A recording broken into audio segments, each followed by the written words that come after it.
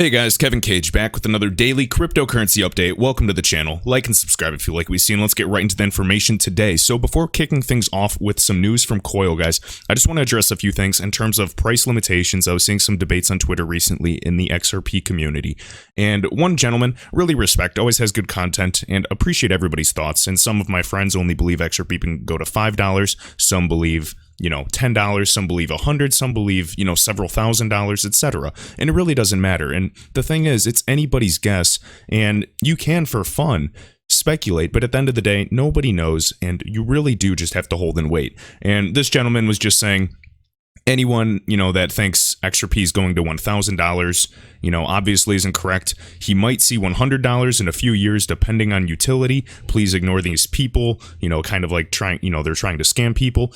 In reality, I don't really understand that point of view. I know that, David Schwartz, CTO of Ripple, said if we got this percentage of the market, $120 per XRP, granted there could be several multiplier effects, especially with exchanges, founders, and different groups like Coil holding huge amounts of XRP. It reduces the circulating supply, increasing the demand, and there can be multiple multiplier effects from this. And at the end of the day, let's just get to $1 first.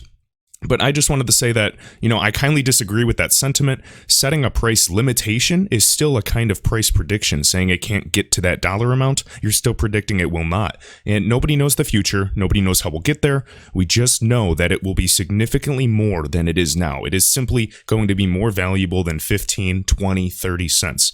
When it is simply transferring higher value with higher volumes within the order books, it has no choice. Logically, mathematically, it has to go up. And that's all I'm going to say. So whether it's $10, $1,000, $1, I don't care. This is one of the best returns of an investment that I can personally get. Maybe you guys can find something better. Do your own research and let me know. I'm always paying attention to the comments, but I just wanted to address that. Now, the thing is, once it's $1, once it is $10, hypothetically, it will be more valuable and enticing for more people to join the network. And network effects from there will drive liquidity even further, and it'll allow customers to save more money. And that is the flywheel effect. But we have to get things moving. And another thing is, XRP Neo had a good point on Twitter. He said, exactly, price prediction is in reality extremely complex. One big factor for future price is how much XRP these financial institutions and banks will decide to hold. And nobody's going to be able to accurately calculate that number today. Because remember, they're trying to reduce the $10 trillion in dormant capital in these pre-funded Nostro Vostro accounts around the globe. And I was just going back and forth with him, and I said, I'm curious how much they'll decide to hold and stockpile, whether they're banks, corporations, FIs, because they want to reduce their pre-funded accounts over time. And we're hoping for a network effect type of reaction. So when they hold it, they're also, just like David Schwartz has said, expecting XRP, the pile that they're holding, to appreciate in value. This is going to attract traders as well, even more market makers and liquidity providers into XRP. And it will validate it as more so a long-term appreciating asset, similar to precious metals, with true utility as well. So I just wanted to address that, guys. The road ahead is very, very exciting for me. If you guys don't want to invest, that's completely fine. Do your own research. Let me know what other projects you're looking at. But simply, even if it's a 2-year trend of just no price action, I simply believe that when the burst finally comes, it might be bigger than we think, because it's not going up with the market, and something's up because we've had the best developments ever, and this is just leading to be more bullish. But full disclosure, guys, I have confirmation bias because I own XRP. So you guys can play devil's advocate, and we will see what happens in the next few years. All right, right here, Bank XRP. So Stephen Thomas just released this from Coil regarding web monetization and alternative to ads. And basically just announcing over 100 billion payments have been made since starting Coil last year. So very exciting. Just talking about, these 100 billion payments, separate payments, are interledger, individual packets on the interledger protocol, and they're considered payments. We're kind of doing a comparison, as he says, talking about a fax machine versus going to the internet. Many more payments are due to the, efficiency of sending small payments on interledger rather than using the inefficient infrastructure today, such as the credit cards, because you can make bunches of little packets and several payments rather than a few bulky ones, heavy on fees, going between the credit and debiting logistics of that. So again, web monetization will use Interledger as its primary infrastructure to reward the users in the future Internet of Value. This is only one component, and this encourages more users and providers to adopt the platform and incentivize web developers as well. So we'll see who wins and attracts, because again, there can be multiple winners in this as well. All right, Jack the Rippler. So boom, we got HDFC Bank, which offers a diverse set of financial products and services to over 43 million customers, and it will become one of Ripple's biggest clients in the region. So right here, as we check this article out, this is on the Daily Hodl. One of the biggest banks in India is now a member of Ripple's growing network of financial institutions. HDFC Bank, again, right here, as I've already said, 43 million customers. And this is from Ripple's global head of strategic accounts, Marcus Treacher.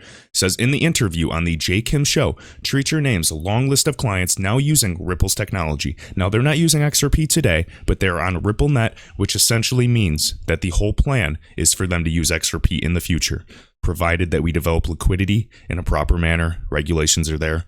You get the gist. So right here, I can call that SBI Remit in Japan, of course. We got Coin One in South Korea. We got Siam Commercial Bank, Standard Chartered in your hometown. Singapore, of course, Singapore is a country you got to keep your eye on. Tons of innovation. And then many of the Indian banks we work with. So we have a few right here. You guys can recognize these. And then recently one, HDFC. And this is a monster. And then in the past, I know I've referenced QNB as well. I saw some comments, people questioning that. But I'm just talking straight from the source, guys. So just want to emphasize that. So Ripple's making their push. We've seen all of these quotes, even Ashish Birla, the VP of Product, Senior VP of Product, I should say. And, you know, just talking about really cornering over 50% or at least 50% of India's market. So right here, right now, this is a quote that was a while ago, but for any newcomers, he says, I think that in our pipeline, we have probably 50% of the market in India, either integrated onto Ripple using RippleNet or in the deal. So in the works of being on RippleNet, in the sort of pipeline to be signed to India. And guess what? We're going to take that back to Wells Fargo, and we're going to say there's not a better way to send money into India than Ripple. Boom. And then HDFC, just so you guys realize how big of a bank, in terms of market capitalization, almost $100 billion. Stocks have soared, which is good to see.